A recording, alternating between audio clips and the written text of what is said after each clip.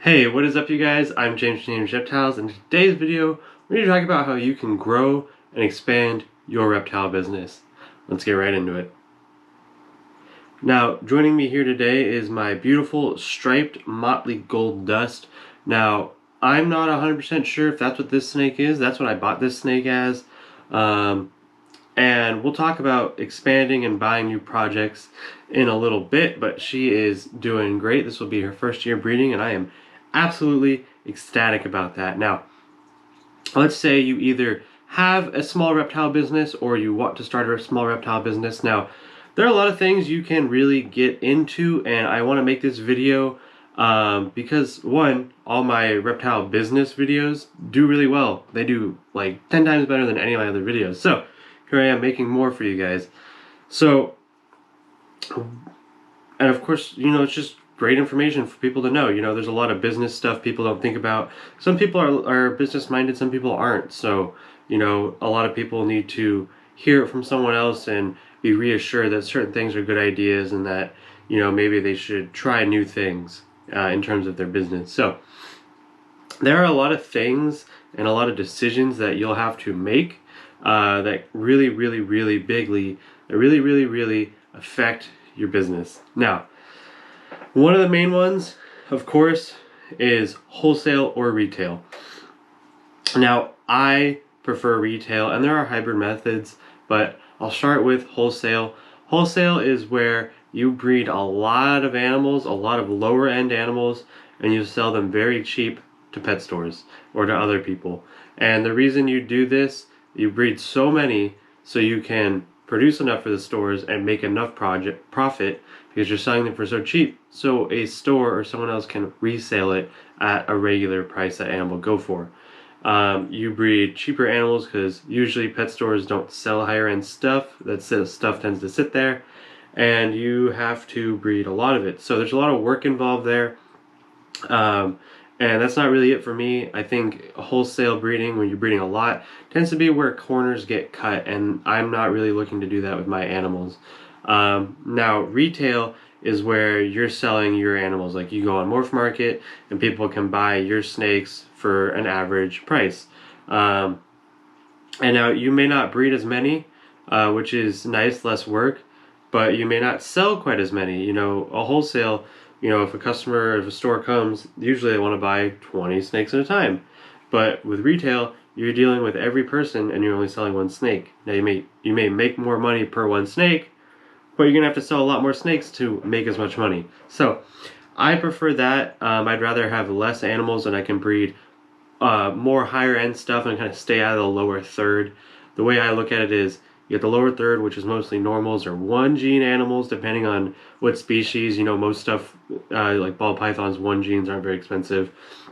Then you have your 2 to like 4 gene animals. And then you have your either brand new, extremely crazy gene, or your super multiple gene animals in the far end. I try to stay out of that first area. To me, those animals just aren't super worth it. You see leopard geckos go for $30 a lot of the times. If you're at a show, maybe you can get one for $25. To raise up a leopard gecko, it's estimated it takes like $14. And the way I'm doing it, I'm sure it takes at least 20 because I'm spending more time caring about each animal.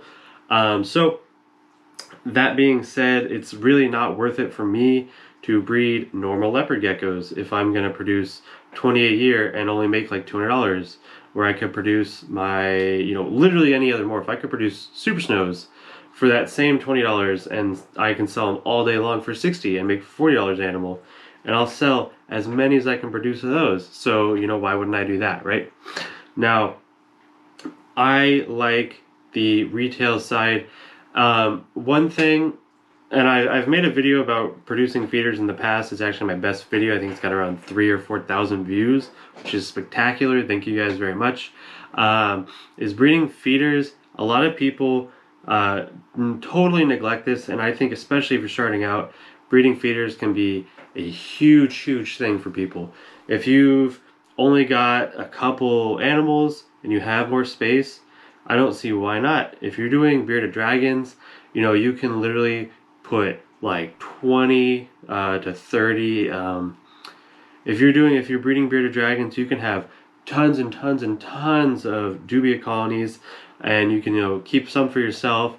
And dubia sell really, really, really well. It always fluctuates, you know, there's always a shortage like there is now. No one can find them anywhere.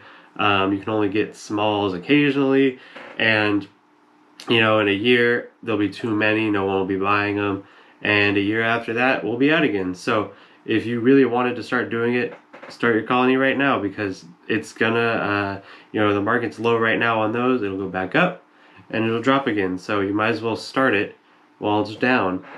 And same thing with superworms. No one can find superworms anywhere. And you know, personally, if I'd rather breed the animals, but there's definitely a market for the feeders, you know, mice and rats. I definitely bred my own mice for a while, and I sold extra to, you know, friends.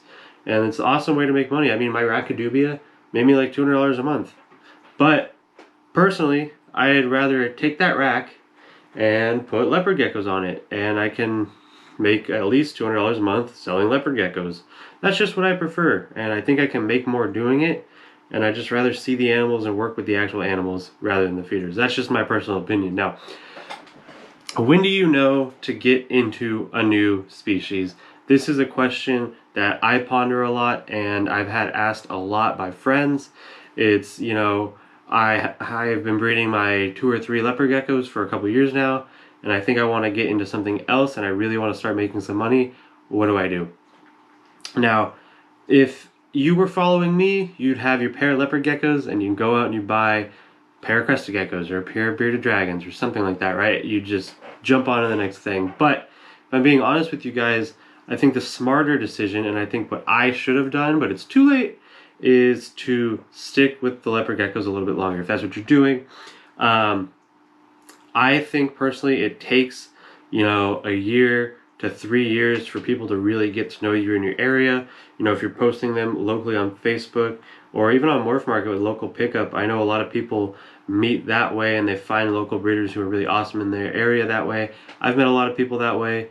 And I think once people start to really get to know you for your leopard geckos, it's easier to transition into something else, because one, you're selling a lot more consistently, so you tend to have a bit more money on hand to spend on your reptile business.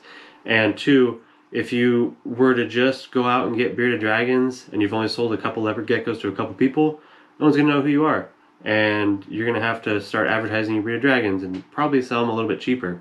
Where if you're the guy for leopard geckos in your area and all of a sudden you start breeding bearded dragons, all your people who've been buying leopard geckos who want bearded dragons are like, hey, that's that guy who sold me that awesome, you know, healthy, amazing leopard gecko. If I want a bearded dragon, I will go to that guy. Now, there are a lot of ways to get into, you know, higher morphed animals. Obviously, I have the black knight leopard geckos, I have the lily white crested gecko, and, you know, I'm hoping in the future to add scaleless to a couple of my corn snake projects. There's a lot of ways to do that. And I think personally, if you're really, really, really trying to grow your reptile business, you know, don't take any money out of your reptile business. Now, it can be really tempting, you know, you sell a couple corn snakes and you make $300 and you're like, wow, you know, I can pay $50 for my feeders and go buy something with my $250, you know, go buy a new Gucci purse or whatever, right? Whatever, something stupid like that. But if you were smart, you would take that $300, you'd put $50 for feeders, and you might put the $250 aside. And once you do it again, you can buy a scaleless snake, and you can start adding that into your projects. And once you start producing, you know, your animal het scaleless, you can sell them for an extra $50, and just keep going from there. Now, you'll see a lot of projects I keep them all separate. In a sort of sense, the ball pythons are completely their own thing. You know, they have their own debt. When they start making their money, they have their own money. The corn snakes, I pay for the feeders out of pocket, but when they do produce babies and I sell those babies, I'm going to keep that money separate and use it to buy scaleless and possibly even palmetto. I really kind of want scaleless more, I think. I'm more interested in making the 2 or 3 projects I have into scaleless. I think those babies would sell really, really well.